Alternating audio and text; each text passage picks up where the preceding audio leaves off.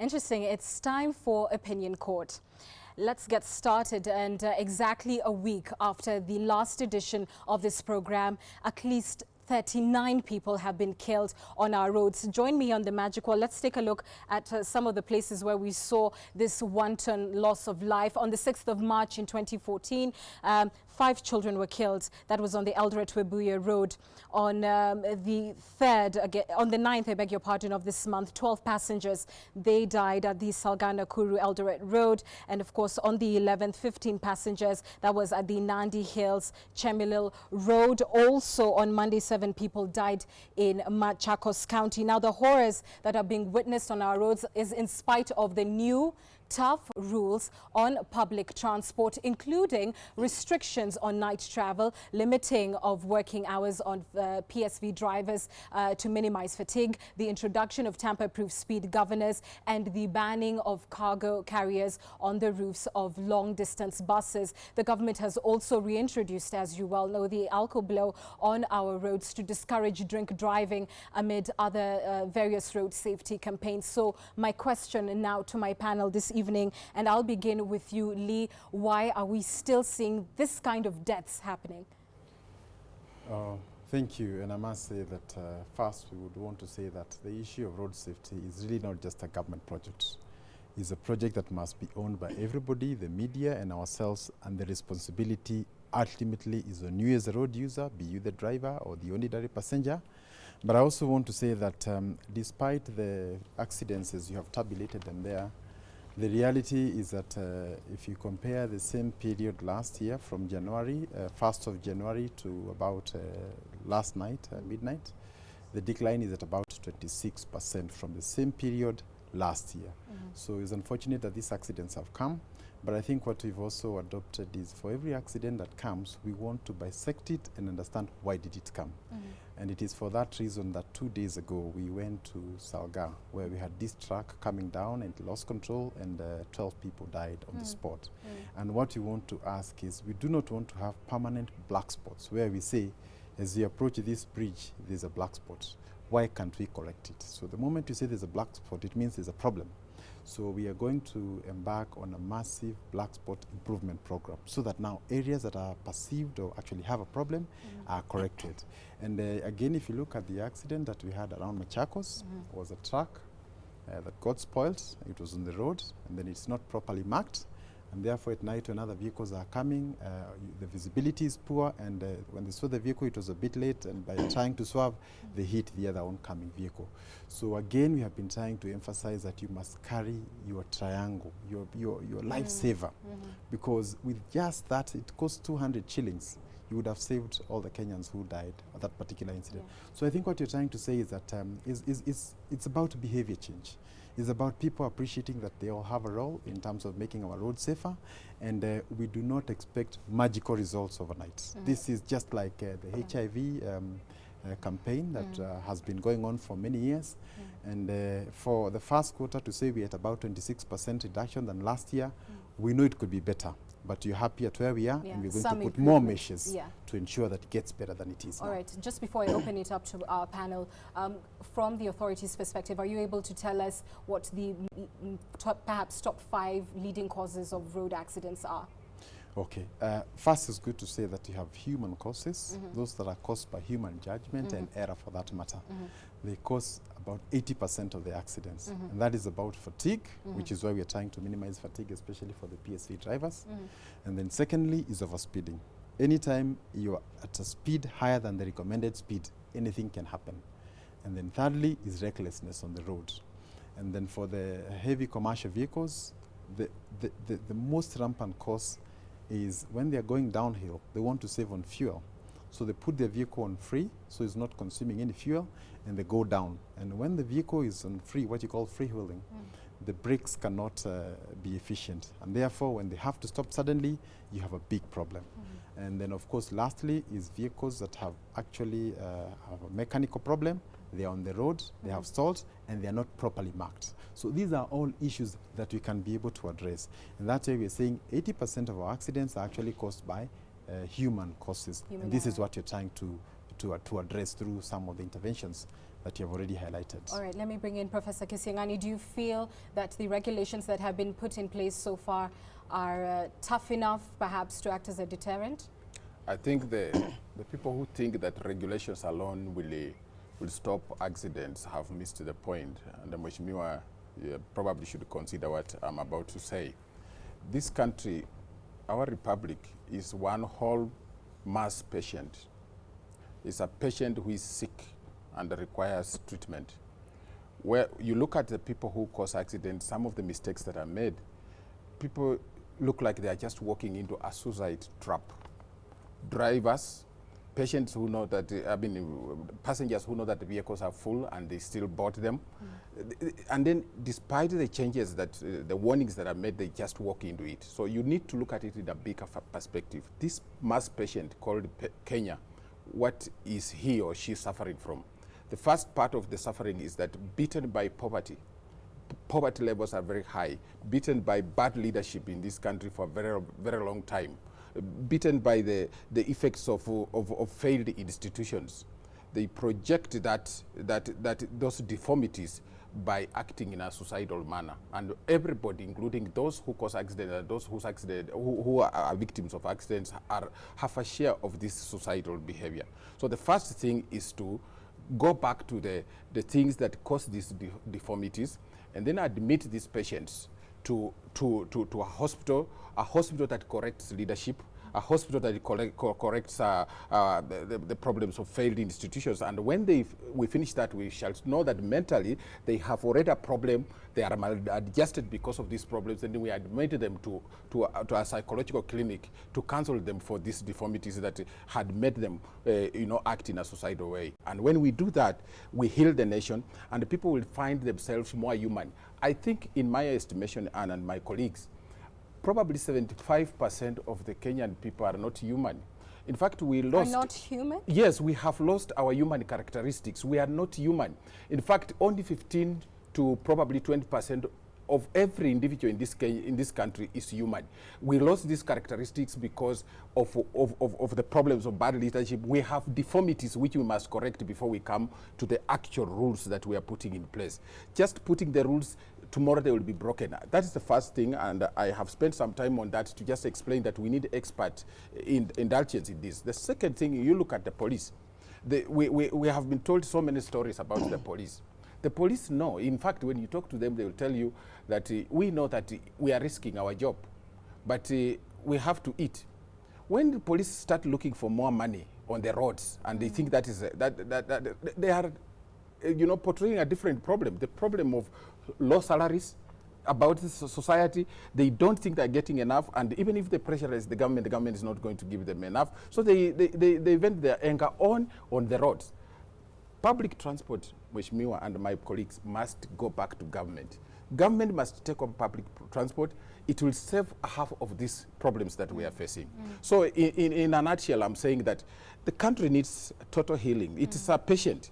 And until we admit that we are one mass patient, these road accidents are not coming to an end. Let me bring in Dr. Makodingo. What do you think of his views? He's made two very strong statements. One, that the behavior we're seeing on our roads is, quote, suicidal, and it's coming from, I suppose, a lack of humaneness, if you like, on the part of Kenyans.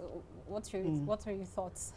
First of all, to begin with, I think, Mheshimiwa, it's good to say we've reduced road accidents by 26% up to this time last year, but one death is one too many. Yeah, I mean, the statistics look very good when you project them on a PowerPoint, but to that family that lost 3 members of their family, or to that mother that lost a child, that one death is already too many, especially when these deaths are avoidable. Yeah, we saw this accident in Nandi Hills, where the matatu didn't have brakes, and it veered off the road and killed everyone but the family, and it was already overloaded. So these are things that can be avoided. But I agree with Prof. We have, there is a level of impunity in this country, individual impunity. You know, when it's easy to talk about impunity when you're talking about government agencies and the national government and everybody else. But it is us, as Kenyans, who have impunity. First of all, a lot of the people on the road drive like people who are under serious influence of things that are not even alcohol, something that is stronger. Yeah, it's like we don't care. A lot of these people don't drive like they have ever gone to any driving school. Very few people on our roads even use indicators. Yeah, I know people have these triangles, but nobody uses them. I mean, especially lorries and these long distance trucks. I don't understand why we still allow them. I think, in fact, when we banned night travel, we should have banned day travel for long distance trucks. Yeah, so that we allow them to only travel at night when there are no public service vehicles going. But hopefully, this standard gauge railway extension will probably solve a lot of these problems, because it will reduce the number of long distance trucks we have. Because a lot of the accidents, especially high casualty accidents that happen on our roads, happen because of these long distance trucks. And a lot of them happen still during the day. I mean, all these public service vehicles getting accidents have had accidents during the day. So obviously, something still needs to be done. But even then, even alcohol, even drug abuse is still a major problem. Yeah, and we'll come to alcohol in a short while, but let me bring it back to you, Lee. You've put the laws in place. We've talked about the impunity of Kenyans themselves. So what happens from here on out? What action do you take? Thank you. I think first I would want to say that we are not saying that 26% is enough now we can rest. But you must have some sort of figures upon which now you can be able to benchmark. So that if you say it's 26, then I'll be asking, that translates to how many lives that are saved compared to last year. There are probably 200 families who have families and all that. So I think our focus is in can we increase the numbers? And then secondly, there are no new regulations other than the PSVs that we are really introducing. The breathalyzer regulations came in the year 2011. So the Traffic Act as it is today, if we implemented even at 50% only, we would actually get away with all the problems you're having. The issue of the speed limit is all there. The issue is that we do not want to conform. You're talking about implementing. Where does the traffic police then come in terms of enforcement? Yeah, we'll come to that. But I wanted to say that again is a poverty issue. There are poorer countries that have better compliance than we are. So I think what we would want to say is that we have a culture, and how you behave on the road is a reflection of you, is a reflection of the society. If there's impunity wherever you go, then you also reflect the same when you come to the road. And therefore what you're trying to say is that we now want to change our enforcement mechanism. And that is why we have said for a breathalyzer, and that is why it has become such a quick win, because we are saying if you're caught and you're drunk beyond a certain point, it doesn't matter who you are in society. Because you know also the problem we've had is we may want to blame the police, but I think as a country also we don't regard them very highly. And likewise, they don't also perform the way we would want them to perform. And then secondly, the issue of corruption. It takes two to do it. So you will see that many Kenyans, when they are caught, they also hold it like their constitutional right to be able to bribe and move on. So I think what you're trying to say is that moving forward, one of the things we're going to invoke is that if you're caught gross violation of traffic rules, the cabinet secretary responsible for transport has the authority to withdraw your driving license. Because you've seen, especially the middle class, you charge them 10,000, that is nothing to them. They will drink and pay another 10,000 tomorrow. And all these other offenses. And how soon do you intend to effect that? It's already enforced, and I can assure you, especially for the people who are freewheeling, the heavy commercial vehicles, which on the major highways, we've already sent our speed cameras. And these were not things that were there before. We already have our cameras, especially in Nairobi, for the traffic lights and all that. So we're going to ensure that there's better compliance. But you are saying the same Kenyans who behave so well when they go to other countries, when they come here, is a completely different person. It's a different so people, we want to ensure that. Mheshimiwa, there are two quick things we need to know. Your focus is about this main road between Mombasa and the western part of the country. If you visit places like Samburu, you go to Marsabit, does the government in this country really care about how people travel? If you go there, and I encourage you to go there with your team, you'll find that the only means of transport in some places, maybe there is only one lorry which can carry people in one day. And so it carries twice the number. The government doesn't care. Now, the poverty levels are such that in such an area, even people might not afford public transport. They cannot pay for it, so they squeeze to make sure that they move from one point to another. These are matters that should be addressed. And then I think you must create another wing, which can create a society with what Mwalimu Julius Nyerere used to say, utu, or what you call in my community, Ovundu, you know, humanness. What does that mean? Yes, yes. So that, you know, if I'm driving recklessly, I will kill Anne. I'm a murderer. It's not the law, but I must feel that I cannot terminate somebody's life just because I'm driving badly. So that responsibility, when did we become dehumanized to this level that we really don't care about somebody? It's a national catastrophe which we must address as a nation, and that is a responsibility. And what are you proposing that NTSA do about it? I think it needs to ask for budget, and because this thing is not just about sitting in a boardroom and making one decision. We want to go back to the communities that are practicing this and ask themselves, when did you become so inhuman like this? And once we shall get answers from them. We must consult them. And once we realize that, and then we ask them, can you change these inhuman feelings that you have? What will it take for you to change? And that is what we can do. All right, I'll come back to this discussion, but let's take a related story. At least 2 Matatu drivers will tonight spend the night in police cells after they were arrested for driving while drunk. The 2 were arrested when police launched a daylight alco-blow operation on the Nairobi-Rongai Road. Michael Njenga, I beg your pardon, has more.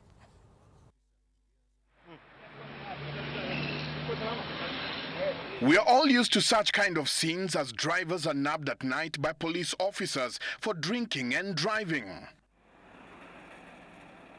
But for those who imagine that the day offers an obvious escape route from the breathalyzer, as these drivers found out along the Nairobi-Rongai Road, woe unto you.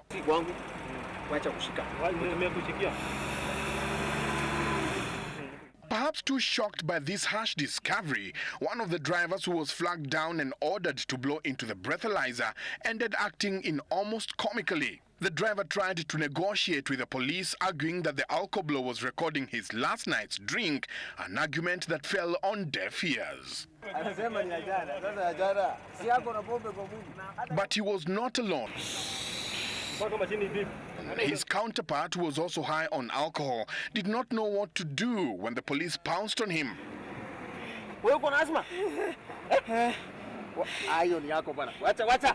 The man was so shocked that he passed out. The officers had all the time, and when he woke up, he was resting at the back of the police car, ready to be booked in. According to the police, the exercise will go on both day and night, and PSV have been warned to take notice. We decided to carry out on a day because we know some drivers have taken tactics and have now switched to taking their beer or during the daytime. We've been conducting an analysis of comparing last year and this. And so far, we have maintained a reduction of road accident victims of between 25 to 30%. It oscillates between 25 to 30. Our target is even to reduce it much lower.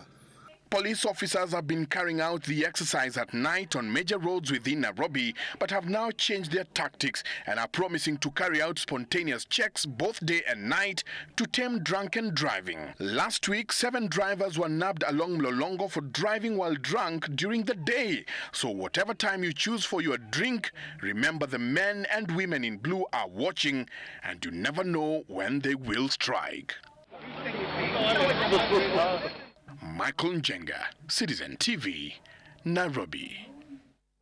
All right, welcome back. We continue with our discussion, and now we want to talk about the breathalyzer. I'm holding one right here. This is not the one that police officers use. This is one that you can purchase. It's being sold by private retailers. It costs about 1,000 to 1,500 shillings. I will not test it because I do believe all my panelists are in fact sober on the show. No, and my director is making fun of me, asking me to test it myself. I will not do that, Carol. However, let me just hold it out to you. I wonder if you can see it well. This is being retailed. It's just one of the many that is out there for sale. And I want to start with you, Lee. Do you believe that the proliferation of some of these, do-it-yourself alcohol tests will help in some way reduce carnage related to drink driving? Yes, and I want to start by saying in Nairobi, there are certain roads where on average we used to have 7 to 10 accidents on Friday and Saturday evenings. And in particular, if you look at it in terms of ratios, on those 2 particular nights, I think before we introduced the alco-blow, were the most dangerous times to drive in Nairobi. But since we introduced the issue of alco-blow, people are not drinking to that extent. And those who are drinking have arrangements to be able to do it. And I think to be able to get home. But I also want to say that we do not want any studies in Kenya. This is not a new thing that has hit the world. This problem has been there in other countries. There are ways they have dealt with it. There are ways, because what is happening is that as Kenyans, we want to admire the results of other countries like Singapore, I don't know, in Malaysia, but you still want to do things the Kenyan way to achieve the goals of those countries. So I think what you're trying to say, the alco-blow and all these other measures we are trying to put, the issue of speed cameras, regulation, ensuring the PSVs are properly regulated in terms of how many hours people drive, this is what other countries have been doing. So all we are trying to ask Kenyans is, please, let us not engage too much debate or studies, because you know, again, the other problem we have in this country. You have a problem with the fact that people are going to court over this matter. It may be their constitutional right, but do you feel that interferes with the enforcement process? Not exactly. We are moving on with the enforcement, just like, I mean, there's been no injunction, but I think also it's good to note that the people who have gone to court are actually bar owners. Are people who have an economic gain out of the chaos that has been there. And there is no way they're going to sit down when their business is being affected. So we understand why they're going there. Yeah. But the reason we have implemented this was not to safeguard those businesses, but essentially to bring about sanity on our roads. And we are saying that if you want to make business, also make it in a responsible way that allows other Kenyans to be able to earn a living. How happy do you feel when every month one of your clients will die and there's a family mourning down the road? So you're saying, let's put regulations. And when you say use a taxi, I think that's also employment you're trying to create at another level. So this employment issue and businesses that are going down is really not the case, because what is happening is that it's only that people now are drinking in different places, they're socializing differently, and of course, there's a reduction in and carnage. You do know that, of course, there is online platforms that are used to monitor where these officers do stand. What do you think about that? If they were effective, we would never nab anybody. So we don't want to get to the details. But how long does it, how long, Mheshimiwa, is it going to be sustained? Do you think 5 years from now you will still be doing this, police looking after people who have taken one too many in the bus? Do you think it is sustainable? Because in the long run, you really need this thing to be owned by the people. What is your program with regard to the people down there? How do you want to involve us? In fact, we can still take care of that problem without the police. If we see somebody drunk at the bar and he goes to ignite a vehicle, what are we supposed to do? If you focus on that bit, then we are likely to succeed. But with a few policemen, and we really need them in other places, what the program you have embarked is not sustainable. Perhaps briefly you could respond, because we must move on. I want to say that we began this exercise in December. And when we started that, it was just before Christmas. And the talk then was that this is just for Christmas. Then New Year came, then January came, then February came, and March has come. I want to assure you, even by the end of the year, the same exercise will be going on. But I also want to say, this is not new. All countries that have succeeded in bringing about meaningful change in drink driving do this exercise around the year. As long as it is predictable that you'll only do it for a period, then you will only be effective at that particular point.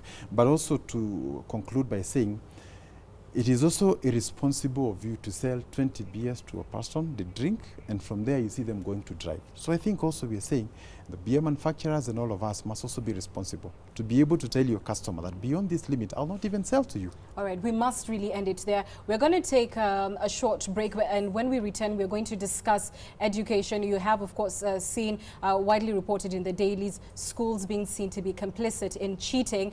And on a related story, very briefly, I'd like you all to comment, because you were rearing to go when we heard the story of that secondary school where they're asking the girls to cut their hair. They're saying that it is to blame for those poor records. Lee, are you a parent? Let me start there. Yes, I'm a parent. If you are, would you allow your daughter's hair to be cut off so that she could, quote unquote, perform better in school? I think at that particular age, it's good also to appreciate that you cannot have divided attention. You cannot give all your time to books and at the same time give it to your looks and all that. So I think it's also good that we allow the kids, for the time when they should be trying to make their grades better, to concentrate on that.